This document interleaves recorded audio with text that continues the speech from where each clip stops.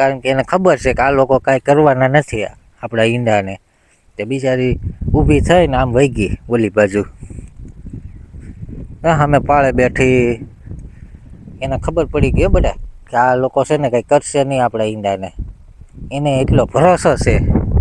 પછી બધા પાળો દેખાડતો, જો આ પાળો એટલો અહીંયા ધોવાણ થયું આ ખૂણામાં. આ પાળો અમારો 7-8 વર્ષ જૂનો હતો.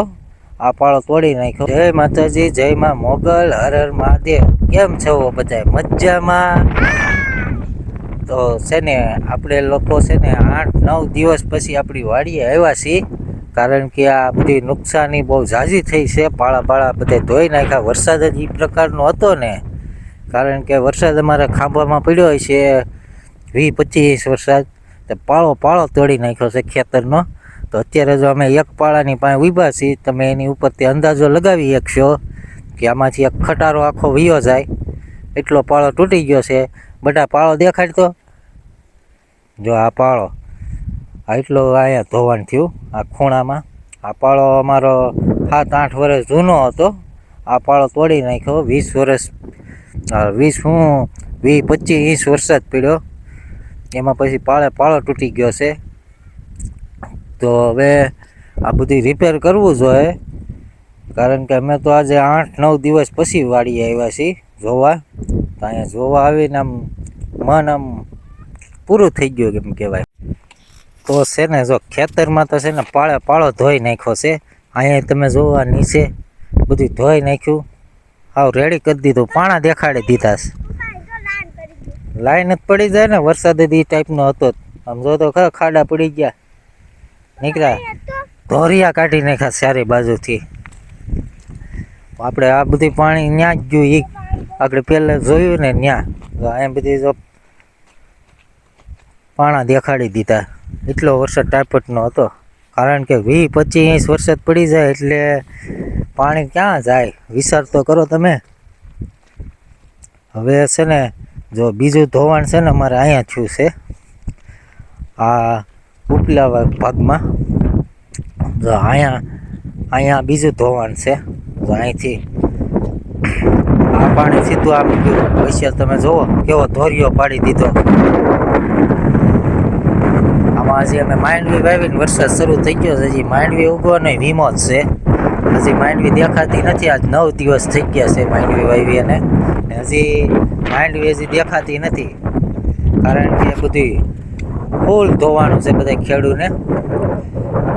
કારણ કે વરસાદ જ એ ટાઈપનો પડ્યો કે બધી ધોઈ જ નાખ્યું.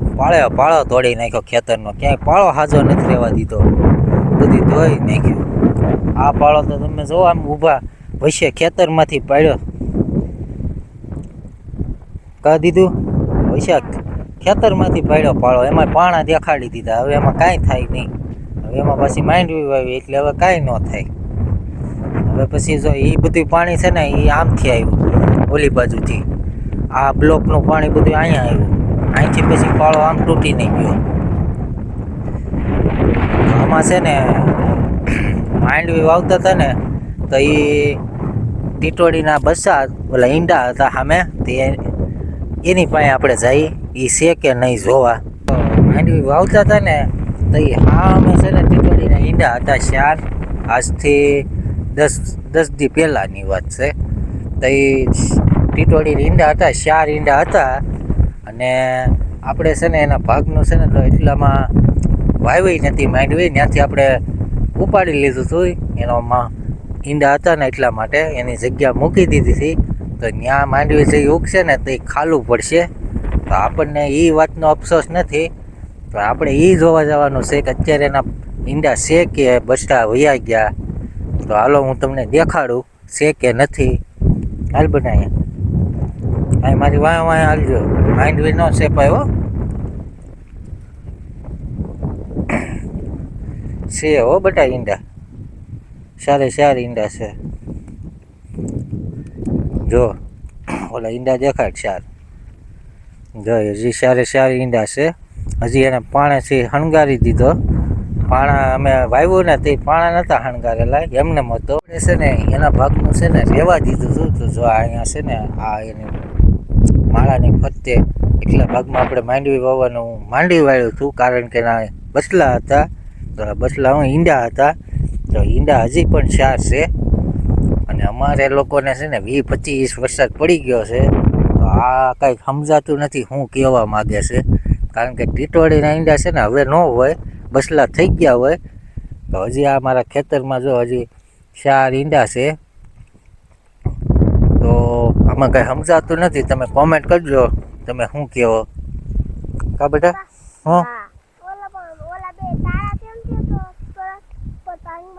ભાઈ હવે બસલા થઈ જાય. હવે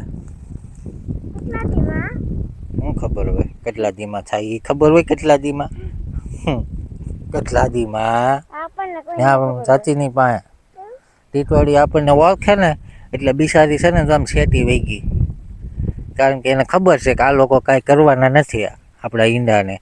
તે બિચારી ઊભી થઈને આમ વહી ગઈ ઓલી બાજુ. હા અમે પાળે બેઠી, એને ખબર પડી ગઈ બધા કે આ લોકો છે ને કંઈ કરશે નહીં આપણા ઈંડાને, એને એટલો ભરોસો છે. કેમ